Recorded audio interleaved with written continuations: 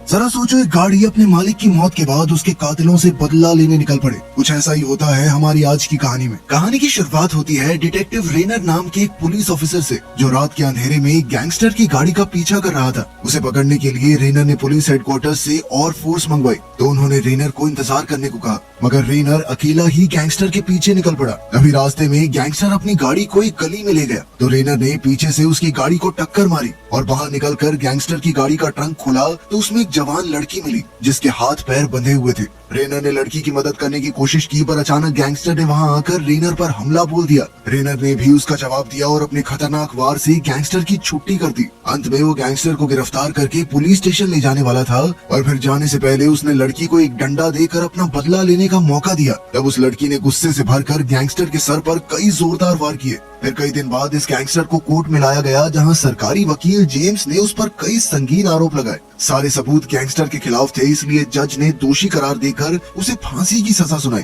मगर उसके गुनाह इतने संगीन थे कि उसे आम तरीके से फांसी नहीं दी गई, बल्कि सबके सामने एक चेम्बर में डालकर जोरदार बिजली के झटकों से उसकी जान ली गई। बाद में एक अंडरग्राउंड फाइट क्लब में हम कुछ साइबॉर्ग क्रिमिनल्स को देखते हैं। साइबॉर्ग क्रिमिनल्स ऐसे गुंडे थे जिनके शरीर में आधुनिक टेक्नोलॉजी की मदद से अलग अलग तरह के हथियार फिट किए गए थे। वो सब उस गैंगस्टर की फांसी के बारे में ही बात कर रहे थे। असल में उस गैंगस्टर के पास एक खास चिप थी, जिसमें बहुत कीमती और खुफिया डॉक्यूमेंट्स थे, और अब ये चिप सरकारी वकील जेम्स के कब्जे में थी। इससे पहले कि जेम्स को उसमें से उनके खिलाफ कोई सबूत मिल जाए, उन सब ने मिलकर जेम्स से वो चिप चुराने का फैसला किया। उधर जेम्स केस जीत चुका था और इसी खुशी में उसने एक चमचमाती नई गाड़ी खरीदी। फिर उसने अपनी एक्स गर्लफ्रेंड डारिया को डिनर के लिए बुलाया। असल में जेम्स को सब कुछ अपने हिसाब से करने की आदत थी, इसीलिए वो डारिया पर हुक्म चलाता था, और इसी वजह से वो दोनों अलग हो गए थे। मगर अब जेम्स ने वापस डारिया के साथ एक नई शुरुआत करने की कोशिश की। डिनर के बाद उसने डारिया को अपनी नई गाड़ी दिखाकर खुश करने की सोची। वो उसे अपने साथ ड्राइव पर ले जाना चाहता था, पर डारिया ने कहा कि वो घर जाना चाहती है। अब जेम्स गुस्से में उसे घर छोड़ने निकल पड़ा, पर जाने से पहले उसने डारिया को धमकी दी कि वो उसे वापस पाने के लिए किसी भी हद तक जा सकता है। ये सुनकर डारिया को एहसास हुआ कि जेम्स अब भी बिल्कुल पहले जैसा ही है, और वो गुस्से में घर चली गई। इधर जेम्स अपने ऑफिस जा रहा था कि रास्ते में उसे अपने असिस्टेंट याशा का फोन आया। उसने कहा कि गैंगस्टर से मिली चिप में छुपी हुई फाइल्स निकालने का तरीका मिल गया है। अब जेम्स ने वो चिप अपनी गाड़ी के एक खुफिया डब्बे में छुपा दी और तुरंत अपने ऑफिस पहुंचा। याशा ने उसे बताया कि चिप को हैक करने के लिए उन्हें गैर कानूनी तरीके अपनाने होंगे। असिस्टेंट ने उसे सलाह भी दी कि चिप की जानकारी निकालने के लिए उन्हें कोर्ट से ऑर्डर ले लेना चाहिए, पर जेम्स को समय बर्बाद करने में कोई दिलचस्पी नहीं थी। वो खुद ही चिप खोलने की कोशिश करने लगा, पर तभी उसे अपने सिक्योरिटी गार्ड का मैसेज आया। उसकी तबीयत ठीक नहीं थी, इसीलिए वो जल्दी घर जाना चाहता था, पर तभी ये खुलासा होता है कि गार्ड को साइबॉर्ग गैंग के गुंडों ने मार डाला था। जल्द ही वो जेम्स के ऑफिस में जबरदस्ती घुस आए। जेम्स ने तुरंत अपनी बंदूक उठाकर उन पर गोलियां चलाई, पर हेनरी नाम के साइबॉर्ग के हाथ में शॉटगन लगी हुई थी, जिसकी मदद से उसने जेम्स पर वार करके उसे पकड़कर कुर्सी से बांध दिया। इसके बाद उन्होंने जेम्स को चिप उनके हवाले करने को कहा, पर उसने साफ इनकार कर दिया। तब ऐश नाम की एक साइबॉर्ग ने ब्लू टॉर्च की मदद से उसके लैपटॉप में आग लगा दी, और फिर उसके साथ ही जेम्स का मुंह आग में झुलसाने की कोशिश करने लगे। जख्मी होने के बावजूद भी जेम्स उठ खड़ा हुआ और हेनरी पर वार कर दिया, मगर हेनरी ने अपनी ताकत से जेम्स की बाजू की हड्डी तोड़ डाली और उसे फिर से कुर्सी से बांध दिया। अब पेन नाम का एक गैंगस्टर समझ गया कि जेम्स इतनी आसानी से मानने वाला नहीं है, इसलिए उसने अपनी उंगली में लगी ड्रिल निकाली और बेरहमी से जेम्स की आंख में घुसा दी। आखिरकार हेनरी ने जेम्स को उठाकर खिड़की से नीचे फेंक दिया और वो सीधा अपनी नई गाड़ी पर गिरकर मर गया। जल्द ही पूरी गाड़ी उसके खून से लथपथ हो गई। फिर अगली सुबह जब पुलिस को जेम्स की लाश मिली, तो डिटेक्टिव रेनर उसके कातिलों को ढूंढने में जुट गया। वहीं दूसरी ओर पूरी गैंग टैलन नाम के एक साइंटिस्ट के पास जा पहुंची थी। ये वही साइंटिस्ट था जिसने उन्हें बदलकर साइबॉर्ग्स बनाया था। वो अब भी चिप नहीं ढूंढ पाए थे, इससे साइंटिस्ट बहुत गुस्सा था। उसने जल्द से जल्द उन्हें चिप ढूंढ कर लाने का हुक्म दिया।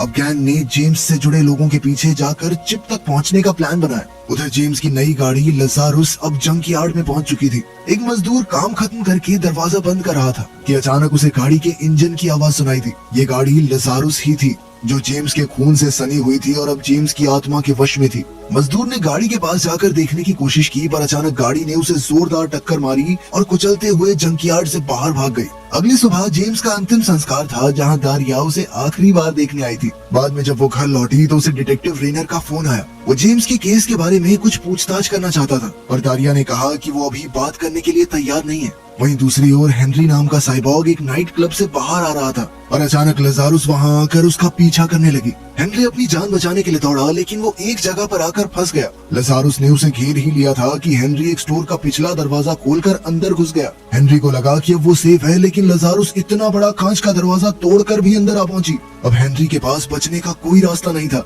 इसलिए उसने अपनी बायोनिक आर्म के जोर से गाड़ी को रोकने की कोशिश की, मगर गाड़ी पूरे जोर से आगे बढ़ती ही जा रही थी और फिर एक ही झटके में उसने हेनरी को बुरी तरह कुचल दिया। अगली सुबह रेनर इस केस की जांच करने पहुंचा तो वहां उसे अपना कलीग ग्रीवनस्टीन मिला। ग्रीवनस्टीन ने कहा कि हो सकता है कि हेनरी के कत्ल की कोई तार जेम्स के केस से जुड़ी हो। ये सुनकर रेनर ने और गहराई से जांच पड़ताल करनी शुरू की। सबसे पहले वो दारिया से मिलने उसके ऑफिस पहुंचा तो दारिया ने उसे एक रेस्टोरेंट में मिलने को कहा। वहां जाने के बाद रेनर ने दारिया से कहा कि जेम्स के हत्यारों ने सिर्फ अपना बदला लेने के लिए उसकी जान नहीं ली, बल्कि वो कोई खास चीज ढूंढ रहे थे। दारिया ने कहा कि वो इस बारे में कुछ नहीं जानती। जाने से पहले रेनर ने उसे सावधान रहने को कहा, क्योंकि हो सकता है कि जेम्स के हत्यारे उसके पीछे भी आए। बाद में जब दारिया घर लौटी तो वहाँ वही हुआ जिसका रेनर को डर था। ऐश दूर से दारिया पर नजर रखे हुए थी। उसके अलावा वहाँ एक पुलिस वाला भी था जो रेनर के कहने पर दारिया के घर की रखवाली कर रहा था। उस रात दारिया को एहसास हुआ कि कुछ तो बुरा होने वाला है, इसलिए उसने अपनी दोस्त मिला को अपने घर बुला लिया। खैर इधर दोनों सहेलियां हंसी मजाक कर रही थी और उधर ऐश के आदमी पेन ने बाहर मौजूद पुलिस वाले पर अचानक हमला करके उसके सर में अपनी ड्रिल घुसा दी। कुछ ही पलों में वो दो गुंडों के साथ दारिया के घर में घुस आया। इस वक्त दारिया अपने कमरे में सो रही थी। फिर एक गुंडा लिविंग रूम में गया तो वहाँ उसने मिला को सोते देखा। उसने मिला को उठाने की कोशिश की पर वो डर के मारे चिल्लाने लगी, जिससे दारिया भी उठ गई। मिला गुंडे से हाथ छुड़ाकर दरवाजा खोलने की कोशिश कर रही थी पर उस पर तो ताला लगा था। तभी गुंडे ने पीछे से उसका गला घूंटकर उसे मार डाला। उधर दारिया खुद को गुंडों से बचाने की कोशिश कर रही थी। अचानक उसने अपने ड्रॉर से बंदूक निकाली और एक ही पल में गुंडे के सर में गोली मार दी। तब पेन अपने साथी की मदद के लिए आया। उसी समय दारिया ने देखा कि पेन ने मिला की जान ले ली थी, तो उसने पेन का काम तमाम करने का फैसला किया। पर बदकिस्मती से उसकी बंदूक में गोलियां खत्म हो गई, इसलिए वो तुरंत पास के जंगल की ओर भाग निकली। मगर पेन भी उसके पीछे ही था और जल्द ही उसने दारिया को नीचे गिरा दिया। अब वो अपनी ड्रिल से दारिया का कत्ल करने ही वाला था कि अचानक जेम्स की आत्मा वाली वो लजारस गाड़ी वहाँ पहुँच गई। गाड़ी की तेज हेडलाइट्स की वजह से पेन की आंखें चौंधिया गई। जब जेम्स की आत्मा ने देखा कि उसकी गर्लफ्रेंड को खतरा है तो उसने लजारस को पेन को मार डालने का हुक्म दिया। अब लजारस तेजी से पेन का पीछा कर रही थी, पर पेन जैसे तैसे अपनी गाड़ी में बैठकर भाग निकला। लेकिन ये भूतिया गाड़ी इतनी जल्दी उसका पीछा छोड़ने वाली नहीं थी। कुछ देर बाद पेन को लगा कि वो सुरक्षित है, मगर अचानक लजारस उसके सामने से सड़क पर आ गई, जिसे देखते ही उसकी सिट्टी पिट्टी गुम हो गई। अब लजारस ने उसकी गाड़ी को धक्का देकर ब्रिज से नीचे गिरा दिया। पेन की गाड़ी तो बुरी तरह टूट फूट गई, पर पेन अब भी बच गया। मगर लजारस इतने में मानने वाली नहीं थी। उसने पेन को भी हेनरी की तरह बुरी तरह कुचलकर मार डाला। कुछ समय बाद पुलिस दारिया के घर पहुंची तो दारिया अब भी शौक में थी। रेनर उसे अपने साथ एक होटल में ले आया। फिर अगली सुबह रेनर उसके लिए खाना लाया और उसे कमरे में ही बंद रखा ताकि वो सुरक्षित रहे। मगर जैसे ही वो केस की छानबीन करने के लिए वहाँ से निकला तो दारिया ने कुर्सी फेंक कर खिड़की तोड़ डाली और कमरे से बाहर आ गई। उसने कहा कि वो जेम्स और मिला के कातिलों तक पहुँचना चाहती है और जब तक ये केस सुलझ नहीं जाता तब तक वो रेनर के कहे मुताबिक ही चलेगी। अब रेनर के पास कोई चारा नहीं था, इसलिए वो दारिया को अपने साथ डेटा मार्केट ले गया। ये ऐसी जगह थी जहाँ गैर कानूनी सामान और जानकारी बेची जाती थी।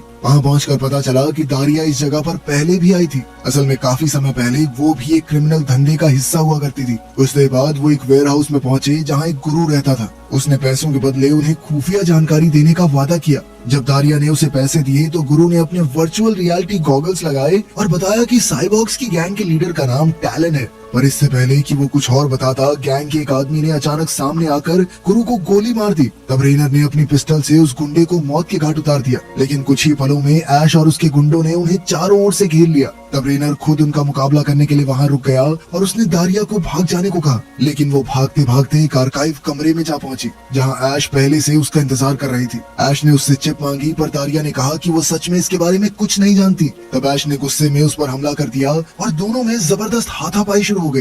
दरअसल दारिया भी एक अच्छी ट्रेन्ड फाइटर थी और उसने ऐश का जमकर मुकाबला किया। आखिरकार ऐश ने अपने हाथ में लगे फ्लेम थ्रोअर को एक्टिवेट करके पूरे कमरे में आग लगा दी। दारिया जैसे तैसे लॉकर्स के पीछे जा छुपी और उसे जमीन पर अपनी बंदूक मिल गई। उसने ऐश पर गोली चला दी, जिससे अनजाने में ऐश का हाथ अपने आप घूम गया और उसने अपने ही शरीर को आग लगा ली। उसी समय दारिया मौका देखकर वहाँ से भाग निकली, मगर ऐश जला हुआ शरीर लेकर भी उसके पीछे आ गई। अब वो दारिया पर हमला करने ही वाली थी कि ऐन वक्त पर लजारस वहाँ आ पहुंची और हेनरी और पेन की तरह ऐश को भी बेरहमी से कुचलकर मौत के घाट उतार दिया। लजारस को अचानक यहाँ देखकर दारिया थोड़ा घबरा गई, और जब उसने देखा कि गाड़ी के अंदर कौन है तो उसके होश उड़ गए। गाड़ी में कोई इंसान था ही नहीं, और फिर अचानक उसे गाड़ी से जेम्स की आवाज सुनाई दी, लेकिन उसका दिमाग इतनी सारी चीजें प्रोसेस नहीं कर पाया और वो वहीं बेहोश होकर गिर गई। बाद में जब उसकी आंख खुली तो वो रेनर के घर पर थी। रेनर ने उसके जख्मों पर मरहम लगाई तो दारिया ने उसका शुक्रिया अदा किया। फिर उसने देखा कि दीवार पर रेनर और उसकी बेटी की तस्वीरें लगी थी।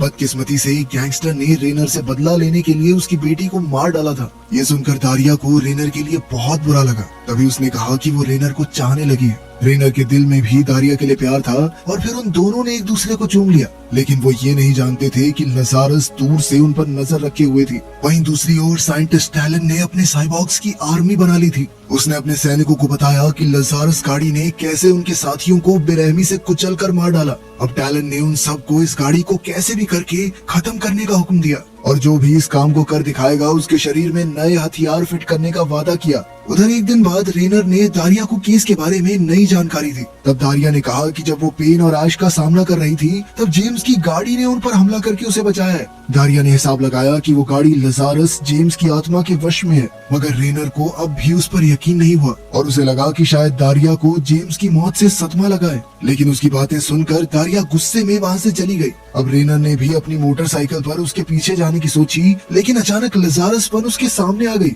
वो उस पर हमला करने के लिए तेजी से आगे बढ़ी तो रेनर जैसे तैसे एक ऊंची जगह पर चढ़कर दरवाजे से भाग निकला। वहाँ से उसने एक मोटरसाइकिल उठाई और तेजी से चला गया, पर लजारस अब भी उसके पीछे थी। अब रेनर ने एक पार्किंग लॉट में जाकर उससे पीछा छुड़ाने का फैसला किया, लेकिन लजारस इतनी आसानी से मानने वाली नहीं थी। अचानक गाड़ी ने उसे पीछे से टक्कर मार दी, जिससे रेनर जमीन पर गिर गया और उसकी टांग में चोट लग गई। अब लजारस उसका काम तमाम करने आ ही रही थी कि रेनर एक सीढ़ी चढ़कर फिर से भाग निकला। उसने एक जगह छुपकर चैन की सांस ली, मगर तभी उसे अपने कुलीग ग्रीवनस्टीन का फोन आया। रेनर ने उससे कहा कि जल्दी से मेरे घर जाओ और दारिया की हिफाजत करना, लेकिन वो ये नहीं जानता था कि जेम्स का असिस्टेंट याशा भी उनकी बातें सुन रहा था। तब ये खुलासा होता है कि याशा असल में टैलन के लिए काम करता था और उसने ही जेम्स के कत्ल में टैलन की मदद की थी।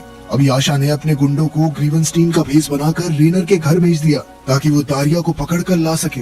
उन्हें लगा कि दारिया चिप का पता जानती है। कुछ ही पलों में दारिया गुंडों को पुलिस वाले समझकर उनके झांसे में आ गई और वो दारिया को गाड़ी में लेकर निकल पड़े। तब रास्ते में साइबॉर्ग्स की सेना ने उन्हें देख लिया और उनका पीछा करने लगे, लेकिन उसी समय लजारस ने सड़क के बीचों बीच आकर उन्हें ऊबड़ खाबड़ रास्ते पर भटका दिया। लजारस की इस चालाकी की वजह से साइबॉर्ग्स की गाड़ियां आपस में ही टकराने लगी, लेकिन कुछ गाड़ियां फिर भी दारिया के पीछे पहुंच ही गई। उधर गुंडे दारिया को साइंटिस्ट टैलन के पास ले जाने वाले थे, पर जैसे ही दारिया को एहसास हुआ कि वो बहरूपीय हैं, तो उसने उन पर अपनी बंदूक तान दी। फिर उसने गाड़ी रुकवा कर उन्हें बाहर निकाला और तभी उसकी नजर लजारस पर पड़ी, जिसने फुल स्पीड में आकर गुंडों को डायरेक्ट ऊपर पहुंचा दिया। लेकिन अब बाकी साइबॉर्ग्स की आर्मी ने उन्हें चारों तरफ से घेर लिया था। तब लजारस तेजी से आगे बढ़ी और अचानक सभी गाड़ियों के ऊपर हवा में उड़ती हुई सामने जा गिरी और सीधा दारिया के पीछे निकल पड़ी। उधर दारिया गुंडों की गाड़ी में भाग रही थी कि उसे टैलन का फोन आया। टैलन ने उसे एक ऑफर देते हुए कहा कि अगर वो लजारस गाड़ी को उसके हवाले कर देगी तो वो उसकी जान बख्श देगा। दारिया ने उसका ऑफर मान लिया और लजारस को अपने पीछे एक सुनसान बिल्डिंग तक ले आई। वहाँ पहुंचकर लजारस ने देखा कि गुंडे दारिया के सर पर बंदूक ताने खड़े थे, तो वो उसकी मदद के लिए दौड़ी, पर अचानक वो एक गड्ढे में जा गिरी और मौके का फायदा उठाकर सभी साइबॉर्ग्स लजारस पर अंधाधुंध गोलियां बरसाने लगे। फिर एक साइबॉर्ग ने गाड़ी के अंदर देखा तो कोई ड्राइवर दिखाई नहीं दिया। आखिरकार गाड़ी की तलाशी लेने पर उसे वो खुफिया चिप मिल ही गई। चिप मिलने के बाद उसने अपने आदमियों को गाड़ी के हजारों टुकड़े करने को कहा। इसके बाद वो दारिया से मिला तो दारिया ने कहा कि हो गया ना तुम्हारा काम पूरा, अब मुझे जाने दो। पर गुंडा कहने लगा कि वो किसी गवाह को जिंदा नहीं छोड़ सकता। दारिया ने उनके चंगुल से बचकर भागने की कोशिश की, मगर गुंडे ने उसके गले पर चाकू रख दिया और उसे एक अंधेरे कमरे में कैद कर दिया। उधर साइबॉर्ग्स की सेना लजारस को तहस नहस करके एक कबाड़ खाने में फेंक आई। कुछ देर बाद एक बूढ़ा मैकेनिक वहां आया और गाड़ी की ऐसी हालत देखकर उसने खुद गाड़ी की मरम्मत करने का फैसला किया। वो किसी और गाड़ी के पुर्जे निकाल कर लजारस में फिट करने लगा और जिस गाड़ी के पुर्जे उसने निकाले वो भी अपने समय में किसी आत्मा के वश में हुआ करती थी। खैर उधर रेनर को पता चल गया कि याशा साइंटिस्ट टैलन के साथ मिला हुआ है। तब याशा ने एक डील देकर रेनर और दारिया की जान बख्शने का ऑफर दिया, मगर रेनर ने गुस्से में आकर याशा और उसके सिक्योरिटी गार्ड पर हमला कर दिया। उसने याशा पर बंदूक तान कर पूछा कि दारिया और साइंटिस्ट टैलन कहाँ है और उस चिप में ऐसा क्या खास है। याशा ने बताया कि उस चिप में ऐसे खुफिया डॉक्यूमेंट हैं जिससे टैलेंट के सारे काले धंधों का पर्दाफाश हो जाएगा। अब रेनर जख्मी हालत में भी दारिया की खोज में निकल पड़ा। उधर उस बूढ़े मैकेनिक ने लजारस की मरम्मत पूरी कर ली थी और अब वो मॉडर्न और रेट्रो गाड़ी का मिक्सचर बन चुकी थी। अब उसने गाड़ी को टेस्ट ड्राइव पर ले जाने का सोचा, पर गाड़ी चालू ही नहीं हो रही थी। थोड़ी देर बाद वो बूढ़ा मैकेनिक बाहर निकला क्योंकि उसे समझ नहीं आ रहा था कि आखिर ये गाड़ी चल क्यों नहीं रही। पर तभी अचानक वो गाड़ी फिर से जाग उठी और उस बूढ़े मैकेनिक को उड़ाने के बाद गुस्से से बेकाबू होकर शहर की सड़कों पर घूमने लगी। अब गाड़ी कुछ भी करके डिटेक्टिव रेनर तक पहुंचना चाहती थी। उधर रेनर ने काफी कोशिशों के बाद साइंटिस्ट टैलेंट की लोकेशन का अंदाजा लगा लिया था और वो तुरंत ही उस नाइट क्लब के पास छानबीन करने पहुंचा जहां गाड़ी ने हेनरी को मारा था। लेकिन वो ये नहीं जानता था कि टैलेंट का अड्डा इस नाइट क्लब के नीचे अंडरग्राउंड टनल्स में था, जहां टैलेंट दारिया को अपने साथ शामिल होने के लिए मना रहा था और दारिया भी अपनी जान बचाने के लिए तैयार हो गई। लेकिन फिर उस पागल साइंटिस्ट ने दारिया को अपनी वफादारी साबित करने के लिए याशा को मारने को कहा, क्योंकि उसने उनके खिलाफ रेनर को खुफिया जानकारी दी थी। याशा उनसे अपनी जान की भीख मांगने लगा, लेकिन दारिया को कोई फर्क नहीं पड़ा। वो हंसते हुए याशा के ऊपर शराब गिराने लगी और फिर एक घूंट खुद भी पी गई। फिर उसने लाइटर उठाया तो ऐसा लग रहा था मानो वो सच में याशा को मार देगी, पर तभी उसने अपने मुंह में मौजूद शराब से साइंटिस्ट के मुंह पे आग फूंक दी और एक सर्जिकल ब्लेड उसकी आंख में घोंपकर तुरंत वहां से भागी। साइंटिस्ट ने दर्द से कराहते हुए तुरंत सबको दारिया के पीछे लगा दिया, पर अपना इलाज करने से पहले नीचे पड़े लाइटर से याशा को भी आग लगा दी। कुछ देर बाद दारिया ने छुप कर एक गार्ड पर हमला किया और उसकी बंदूक छीन ली। वहीं दूसरी ओर रेनर भी नाइट क्लब में पहुंच चुका था और वो गार्ड की बकवास सुनने के मूड में बिल्कुल नहीं था। उसने बंदूक दिखाते हुए कहा कि मुझे जल्दी से टैलेंट के पास ले चलो, पर इससे पहले कि गार्ड कुछ कहता, लजारस एंट्री मारकर अपने सामने आने वाले हर शख्स को कुचलने लगी, पर उसका असली निशाना था रेनर। इस अफरा तफरी में रेनर ने गार्ड को खुफिया दरवाजे से नीचे जाते हुए देखा तो वो भी तुरंत उसके पीछे हो लिया। उधर दारिया बचकर भागती हुई कोल्ट के सामने आ गई, जो एक ताकतवर साइबॉग था। दारिया ने उसे हराने की बहुत कोशिश की, लेकिन कोल्ट उससे कहीं ज्यादा ताकतवर था। कोल्ट ने सस्ते वुल्वरीन की तरह अपने हाथ से एक चाकू निकाला और दारिया पर हमला बोल दिया। दारिया सही मौके पर नीचे झुक गई और कोल्ट का हाथ दीवार में फंस गया। तभी दारिया ने पास में रखी कुल्हाड़ी उठाई और कोल्ट का हाथ काट कर उसे भी खत्म कर दिया। अब सिर्फ साइंटिस्ट बचा था, जो एक बड़ी ऑटोमेटिक बंदूक लेकर दारिया को ढूंढ रहा था। खैर कुछ देर बाद रीनर ने दारिया को ढूंढ निकाला और वो दोनों एक जगह पर छुप गए। जैसे ही साइंटिस्ट उस तरफ आया तो रीनर ने उसके मुंह पर एक जबरदस्त मुक्का दिया, लेकिन अब वो भूतिया गाड़ी रीनर का पीछा करते हुए यहाँ तक आ चुकी थी और उसे देखते ही दारिया और रीनर वहाँ से भागने लगे। गाड़ी ने फुल स्पीड में साइंटिस्ट को टक्कर मारी, जिसका फायदा उठाते हुए गाड़ी ने तेज स्पीड में अपना रुख मोड़कर साइंटिस्ट के दो हिस्से कर दिए। साइबॉग गैंग तो खत्म हो चुकी थी, लेकिन बाहर जाते हुए दारिया कहने लगी कि जब तक ये गाड़ी सलामत है हमें चैन से जीने नहीं देगी। उसे पास ही में डायनामाइट से भरा हुआ एक बक्सा मिला और उसने रेनर को उस पर टाइमर लगाने को कहा। कुछ देर बाद दारिया ने गाड़ी के सामने जाकर जेम्स की आत्मा से कहा, तेरे बाप की नौकर नहीं हूँ मैं जो तेरे हिसाब से चलूंगी, समझा। इससे जेम्स की आत्मा भड़क गई और गाड़ी फुल स्पीड में दारिया को मारने निकल पड़ी, लेकिन दारिया ने ऐन वक्त पर वहां से हटकर गाड़ी को डायनामाइट के बक्से से टकरवा दिया, जिसके बाद वहां जबरदस्त धमाका हुआ। इस धमाके से रेनर और दारिया भी बाल बाल बचे। इसके बाद हम देखते हैं कि सभी जख्मी लोगों को एम्बुलेंस में अस्पताल ले जाया जा रहा था और एक स्ट्रेचर पर दारिया भी लेटी हुई थी। पर जैसे ही उन्हें लगा कि सब कुछ ठीक हो चुका है, वो शैतानी गाड़ी धुएं को चीरते हुए बाहर आई। उसने पहले रेनर को टक्कर मारी और फिर धीरे से दारिया के स्ट्रेचर को। इससे दारिया लुढ़क कर गाड़ी के अंदर आ गई। अब वो गाड़ी फुल स्पीड में खाई की तरफ बढ़ रही थी। सही समय पर दारिया का दिमाग चल गया और वो गाड़ी की चीजें निकालकर बाहर फेंकने लगी और बिल्कुल सही मौके पर उसने कुछ ऐसा निकाल दिया जिससे वो शैतानी गाड़ी बिल्कुल क्लिफ के छोर पर आकर रुक गई। दारिया तुरंत बाहर निकली और फिर उसने धक्का मारकर गाड़ी को क्लिफ से नीचे गिरा दिया। वो गाड़ी नीचे गिरकर समुद्र में डूब गई, जिसके बाद दारिया ने चैन की सांस ली। लेकिन आखिरी सीन में हम देखते हैं कि वो शैतानी गाड़ी समुद्र में डूब कर भी जिंदा थी। वीडियो पसंद आई तो लाइक कर देना, चैनल को सब्सक्राइब कर लेना। मिलते हैं अगली वीडियो में।